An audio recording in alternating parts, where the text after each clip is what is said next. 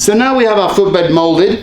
Next step, if you need to do it, is to stabilize the footbed. And this we're going to do by adding material to the underside of the footbed and then grinding away the excess to make sure that we have a stronger, flatter, more stable footbed. Now, this can be done with many kinds of materials. We can use something like Crystair or EVA sheeting, which we cut to size, glue onto the footbed, and then grind the excess off. Or we can use ready-made stabilizers, which come in different forms and different densities, and are a little bit quicker and easier to use for most people. So the first thing we're going to look at is how do we choose the right size.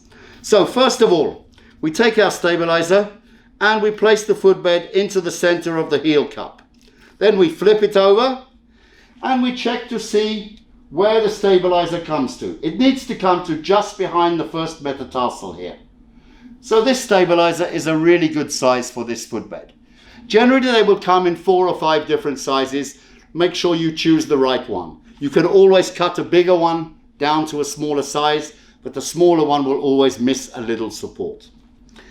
Once we have the correct size, we make sure that we are correctly lined in the center of the heel cup, that the footbed is right in the center of the stabilizer, and with a marker we trace the contour of the stabilizer onto the footbed. You can see here that there are 2 lines. I like to make these a little longer onto the footbed because this will help us position the stabilizer correctly onto the footbed when we want to stick it down. So we can see here everything is marked nice and cleanly, and we have an easy reference point to stick the stabilizer down when it's hot. Now these are pre-glued, so I'm going to remove the cover and again, using a heat gun, activate the glue. This will make the glue stickier and it will make the footbed and the stabilizer a little softer, so it's easier to stick on properly.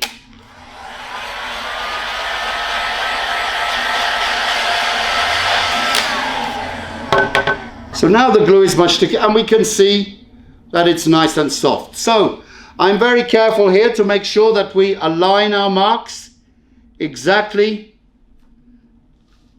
where we made them. Stick the front down and then from the center, make sure we are centered here, and from the center, press down to stick the stabilizer to the footbed, and then from the center, we work outwards. That way we have little chance of having air bubbles. So we can see now the stabilizer is stuck down in the correct place, and now we can move across to the grinding wheel to make sure that we can take off the excess and give us a nice flat finish. So now we've stuck our heel stab onto the footbed. We now need to make sure that we're going to grind it to come back to our 3 contact points and to make sure that everything is nice and flat. So the first thing I'm going to do is remove the material from around the edge of the footbed to make sure that we find our resin line all the way around and we have a good visibility of what we're doing.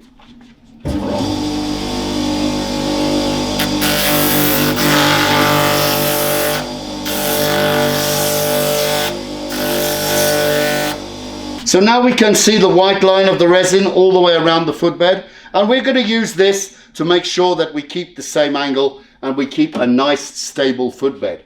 So I'm going to keep this white line parallel to the grinding wheel as I grind from the back down towards the front, and the aim is to make a little flat spot under the heel.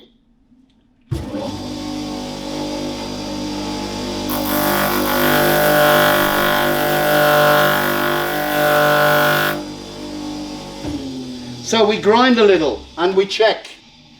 Are we flat? Here I think I can grind maybe just a little to the outside. It's important to remember here, grind a little and check. Grind a little, check again. Because if you do too much, you can't go backwards. If you take it gently, you can make adjustments as you go along. So this time I'm going to grind slightly more to the outside, and I think we'll find we'll be even more stable.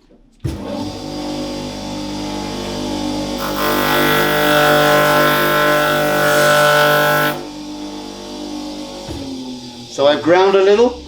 I'm going to check a little. Yes, we can see we are better here. Now, what I'm looking for here is to have a thumbnail size piece of the white resin showing through the base of my footbed here. So I'm going to grind this just a little here.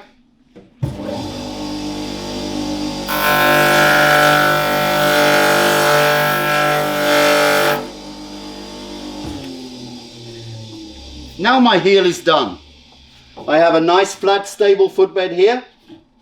We are at the right angle. What I need to do now is to grind along the outside to our 0 point just on the 5th metatarsal here. So I'm going to use this as a guide and then go all the way along.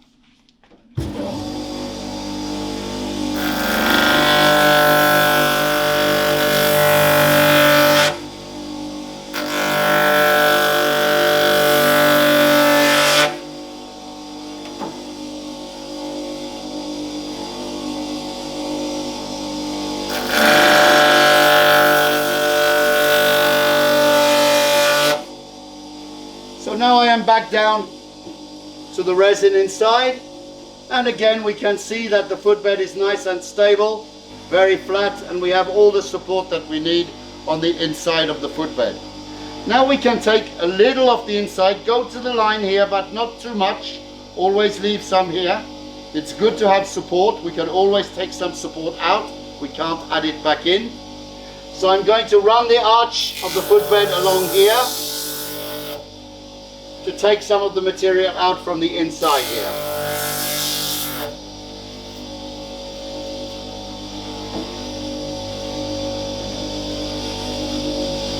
So that's the grinding on my footbed, basically finished now.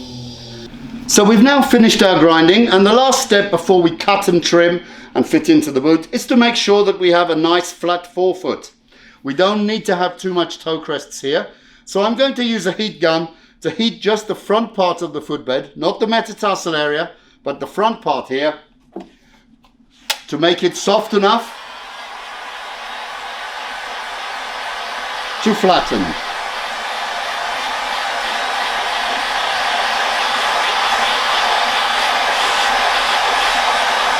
You can see here the footbed is starting to bend and become soft, so that's fine now.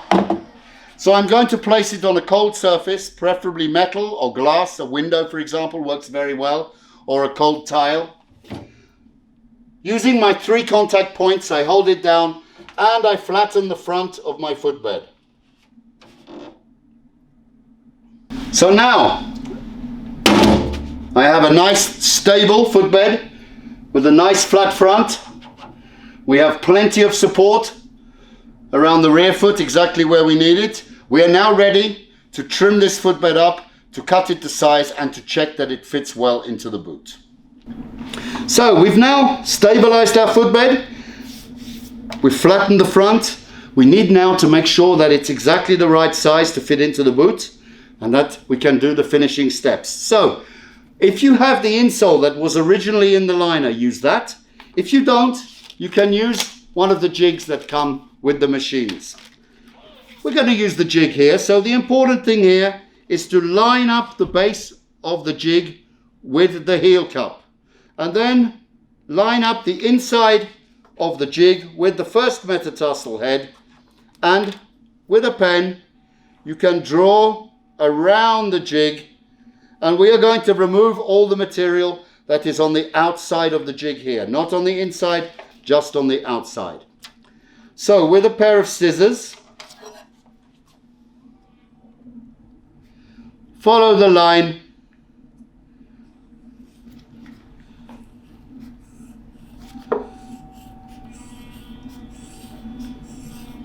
all the way around the footbed.